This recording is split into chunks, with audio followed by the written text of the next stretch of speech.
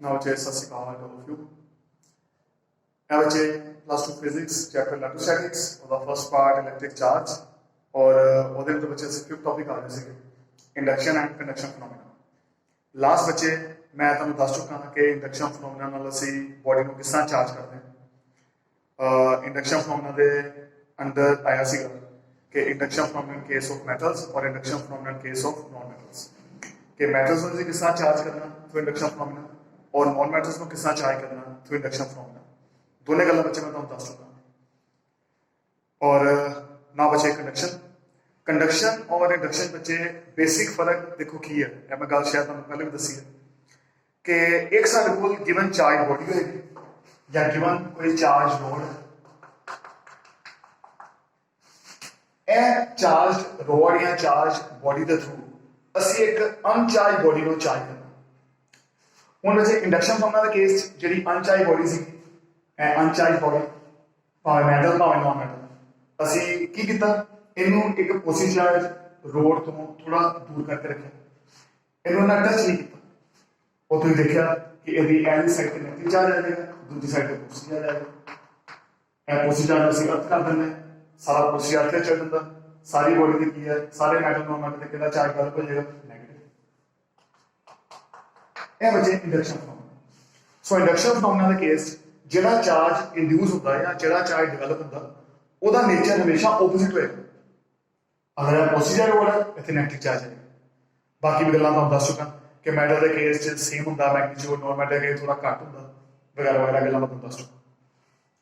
हुण बचे conduction phenomena की है, जेड़ी गिवन चार्ज रोड और जेडी बॉडी असी चार्ज करनी है आपस की करोगे टच करोगे पहली गल ताई फर्क है। यही फर्क है दोनों इंडक्शन और कंडक्शन। हुण जो बच्चे तुसी टच करोगे तो टच करना क्या होगा, हुण एक आम पर्सन आम बच्चा भी समझ लेगा कि टच करना क्या होगा, जो अद्धला चार्ज है क्योंकि इतने चार्ज है, जो एला चार्ज है थोड़ा बहुत चार्ज है दस जाएगा। मान लो कि +5 कूलम चार्ज है, ये कोई चार्ज नहीं, टच करने के बाद इतने चार्ज सपोज 2 कूलम पे चला इतने कितना रह जाएगा 3 कूलम चार्ज ये थोड़ा शेयर हो जाएगा। सो कंडक्शन फिनोमेना बेसिकली किया है, it is the actually sharing of charges के चार्जेस शेयर होते हैं अगर एक गिवन चार्ज बॉडी नो ਅਸੀਂ एक अनचार्ज बॉडी नाल टच कर दिंदे। सो ਇਹ बचे कंडक्शन फिनोमेना ਦੀ मेन गल। सो ਜਿਹੜੀ बॉडी ਅਸੀਂ चार्ज करनी है, तो जेडी बॉडी बच्चे मैं चार्ज करना चाहूँ, बॉडी टू बी चार्ज और given rod, given charge rod और बॉडी, इन बच्चे तुम की करोगे टच करो।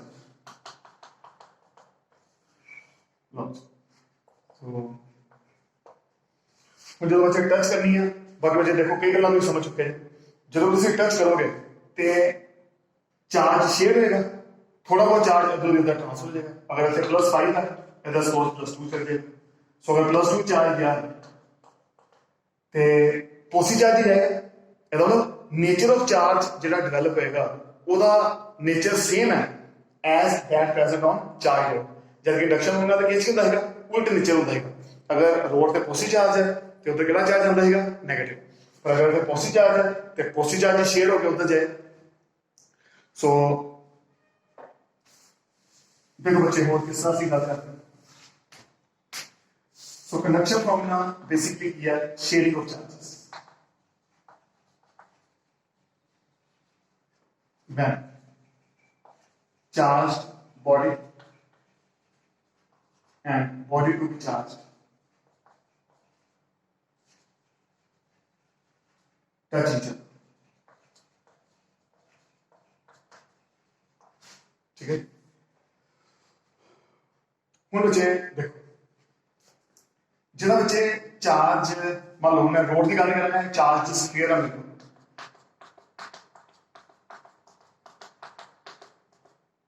Given charge sphere +5 coulomb charge. एक मेरे को दूसरा स्फीयर है जो मैं चार्ज करना, ਹੁਣ बच्चे ਇਹਦੇ ਤੋਂ ਕਿੰਨਾ ਚਾਰਜ ਟ੍ਰਾਂਸਫਰ ਹੋਏਗਾ ਡਿਪੈਂਡ ਕਰਦਾ ਉਸ ਸਫੇਅਰ ਦਾ ਸਾਈਜ਼ ਕਿੰਨਾ। ਅਗਰ ਉਸ ਸਫੇਅਰ ਦਾ ਸਾਈਜ਼ ਇਹਦੇ ਜਿੰਨਾ ਤਿੰਨ ਡੱਲਾਂ ਹੋਵੇ ਜਾਂ ਤੇ ਸਾਈਜ਼ ਇਹਦੇ ਬਰਾਬਰ ਹੋਵੇ ਜਾਂ ਸਾਈਜ਼ ਘੱਟ ਹੋਵੇ ਤੇ ਜਾਂ ਸਾਈਜ਼ ਕੀ ਹੈ ਜ਼ਿਆਦਾ। ਸੋ ਦੇਖੋ ਇਹ ਬੱਚੇ ਮੇਰੇ ਕੋਲ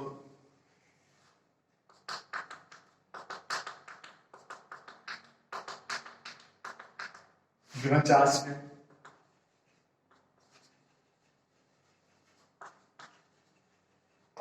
और ए बच्चे को एक स्क्वायर है जो चार्ज करना। हम बच्चे देखिए ना ध्यान पहला केस है सेम साइज अगर साइज सेम हो। अच्छा बच्चे कोल ए दे केस मैटल और मैटल की गल नहीं है भावें मैटल हो भावें नॉन मैटल हो क्योंकि जो चार्ज शेयर ही हो गया तो शेयरिंग विच कोई एवं की गल नहीं है कि उधर पीस मैटल है कि नॉन मैटल क्योंकि शेयरिंग ए वाला चार्ज ही शेयर होना सो भावें मैटल हो भावें नॉन मैटल हो it doesn't matter. Induction formula के केस गल होंदी है कि तुसीं मैटल ਨੂੰ ਚਾਰਜ ਕਰਦੇ ਹੋ ਕੋਈ ਨॉन ਮੈਟਲ ਨੂੰ ਚਾਰਜ ਕਰਦਾ ਸੋ ਤੇ ਕੋਈ ਫਰਕ ਨਹੀਂ। ਇਹਦੇ ਸਾਈਜ਼ ਦੀ ਸਾਰੀ ਗੱਲ ਹੈ ਕਿ ਸਾਈਜ਼ ਜਿਹੜੇ ਸਾਹਮਣੇ ਹੋਏਗਾ ਉਸ ਹਿਸਾਬ ਨਾਲ ਚਾਰਜ ਕੀ ਹੈ ਟ੍ਰਾਂਸਫਰ ਹੋਏਗਾ। ਅਗਰ 100 ਬੱਚੇ ਪਲੱਸ 5 ਕਿਲੋ ਚਾਰਜ ਹੈ ਉਹ ਸੇਮ ਸਾਈਜ਼ हाँ समझ सकते सेम साइज का मतलब अद्धा का शेयर है अगर 5 किलो है तो इनको कितना चल जाएगा 2.5 किलो और इनको कितना रहेगा 2.5 मींस इस तरह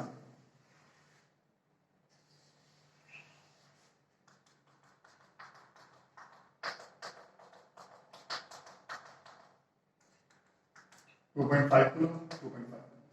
सो अगर चार्ज किया है अगर सफेद का साइज किया है सेम सो अगर सेम साइज है तो अद्धा का चार्ज किया है मतलब अद्धा चार्ज ट्रांसफर हो जाएगा अद्धा का।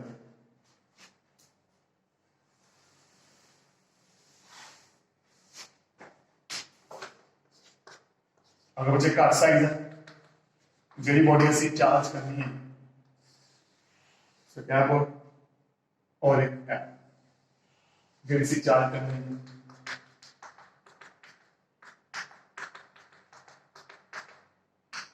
और 5 किलो जीरो बॉडी असी चार्ज करनी है पूरा साइज घट है तो निचलो बच्चे इनको चार्ज घट जाए सो 5 बच्चे इतने रह जाएगा 4 किलो इनको कितना आ जाएगा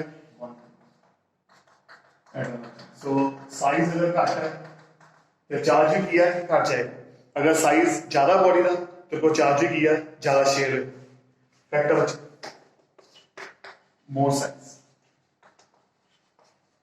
अगर साइज ज्यादा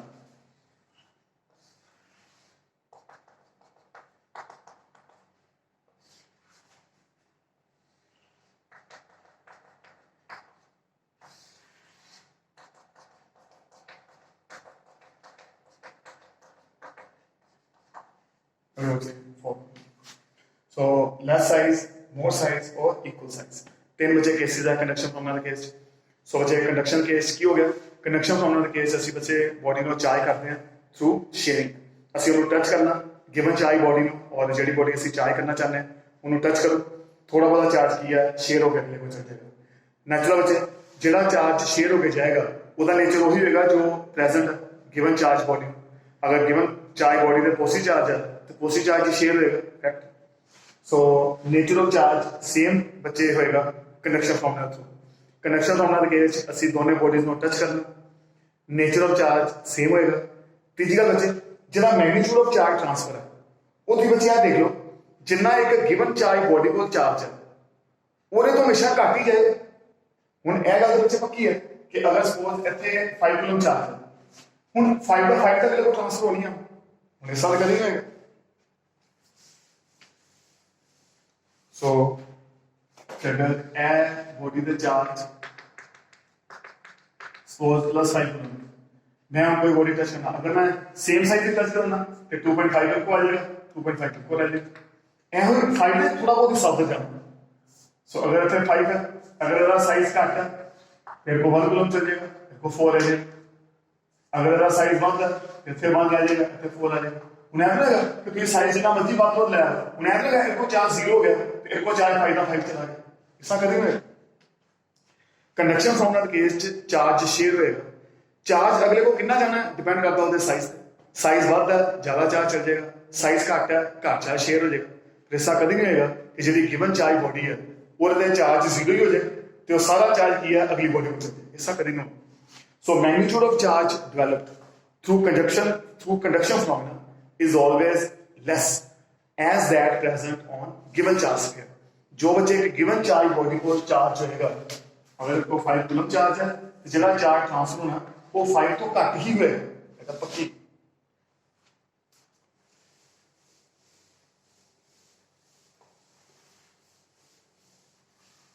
और लास्ट गल बच्चे कि भावें मैटल है नॉन मैटल, अगर मैटल है तो नॉन मैटल है तो चार्जिस जोड़े गए मैटल के केस सिर्फ आउटर सर्फेस से होते हैं, जबकि नॉन मैटल के केस जो चार्जिस है वो अंदर भी आ जाते हैं।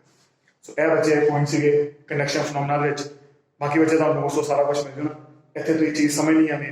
सो यह बच्चे सारा कुछ कंडक्शन और कंडक्शन फिनोमेना एक बच्चे के बेस एक फॉर्मूला क्या गल बच्चे याद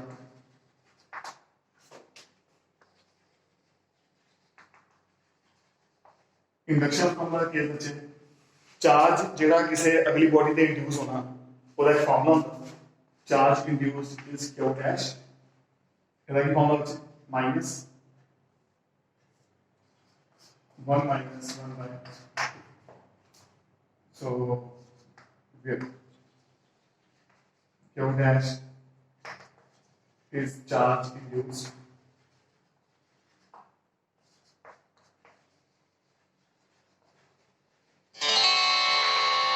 charge given charged body or what is electric constant of the body।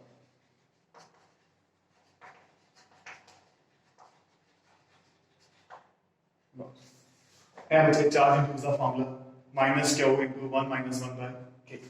charge जेड़ा induce होया that is q dash, q की है जेड़ा charge present है given चाहे body ते, k की है the electric constant of the body। होना चाहिए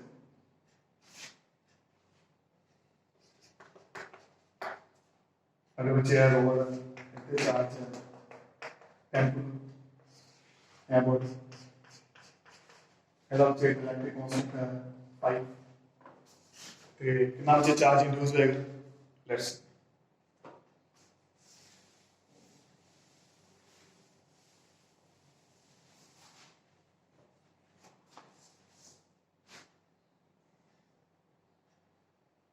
so charge induced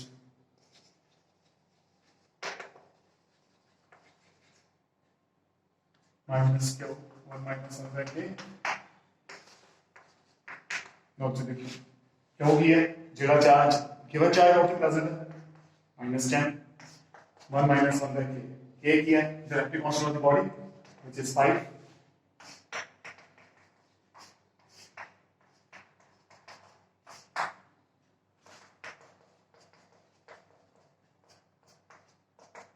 now minus 8 so अगर 10 कूलम चार्ज है बच्चे तो कितना आ जाएगा minus 8।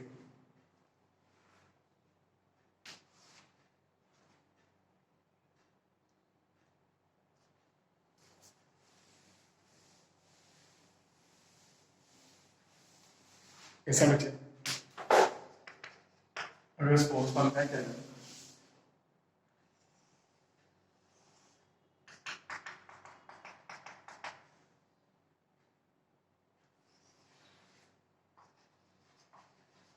बच्चे मेटल है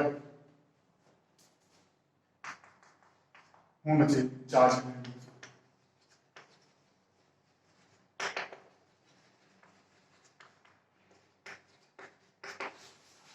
ने कुछ एक गल याद रखियो बहुत ही ज्यादा इंपॉर्टेंट गल for metals the electric constant होता है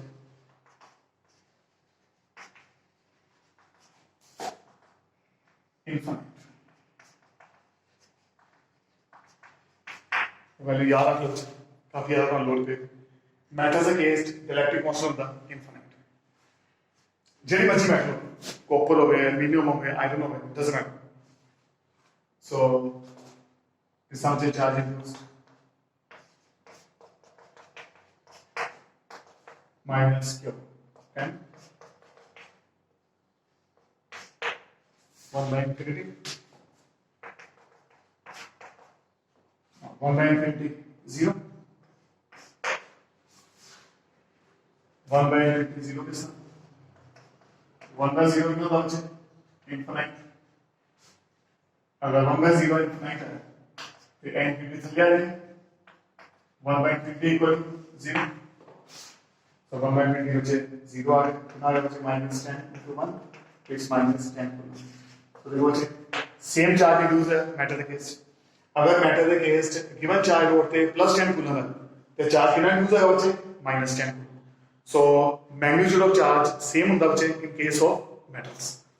लो बचे that's all about induction and conduction phenomena. एक बचे होर क्वेश्चन ਇਹਦੇ बेस ਤੇ है इंडक्शन और कंडक्शन फिनोमेना ਦੇ, ਉਹ ਵੀ ਅਸੀਂ ਕਰ ਦਿੰਦੇ।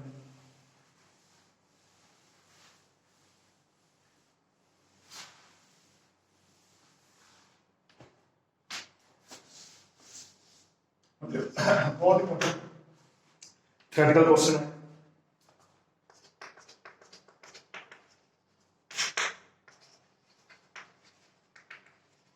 Induction is a shear test for electrification.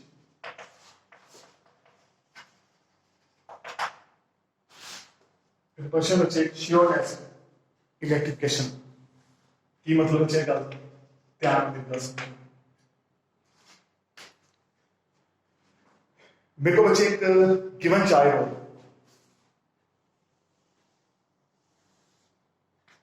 और इस चार्ज रोड पे चार्ज पॉजिटिव ऐसा हमें दिता गया गिवन पॉजिटिवली चार्ज रोड